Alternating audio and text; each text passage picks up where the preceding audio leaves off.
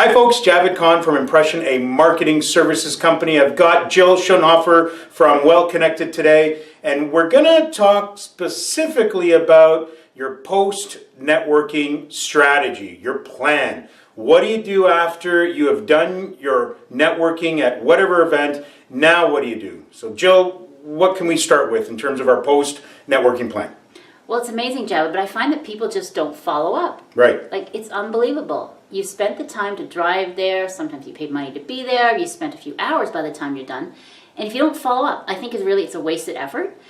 90% of the people don't follow up. Can you believe that? 90%. 90%. So you can make a huge, great impression if you get in touch with that person within 24 to 48 hours on the outside.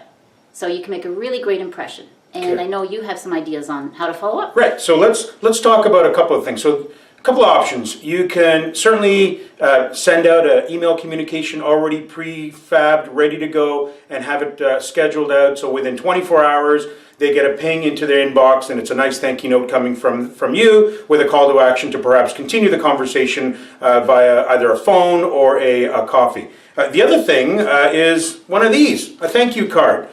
Send out a thank you card to them. If you have been introduced to a center of influence at the networking event, why not send a thank you card to the individual who introduced you to the center of influence? And folks, one of the best practices when you actually do your thank you card, don't slip in anything like a business card or anything. Now, if you want to slip in a Tim Hortons card or something, great, but don't slip in really anything in. Really, it's a thank you card, and a lot of people, I think, love to get. Oh, I love getting cards. Right? I mean, it's so rare. When do you ever get a thank you card? It really makes a great impression. Okay. You hardly ever get anything nice in the mail.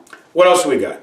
Well, I also like to make a personal phone call. For me, I find emails a little impersonal. Right. We get too many in a day. Okay. And I always follow up within 24 hours to the key people I've met. Okay. We talked about connecting with a few people at an event. Those are the ones you spend the time with. Okay. And follow up, give them a quick phone call. Okay. For some reason, if you don't connect, which can be challenging these days with voicemail, I also use a email to follow up and actually schedule a time to talk to the person. Okay. It has worked for me really well, especially to those people who run really large businesses. Right. You really want to set that appointment time up. I give them a 4-hour slot of 2 different days. Okay. Perfect. They pick, okay, 11 o'clock, Jill, I'll call you back on Wednesday. Got it. It's worked really well for me, and of course I've gotten business from it, so that's key as well. And so that's also important, Jill. You talked about, hey, if you're going to say, I'm going to follow up with you in 24 hours or 48 hours or next week, follow through with that expectation. You have to be your word. You bet. You got to be your word, so follow up on that promise. So let's recap.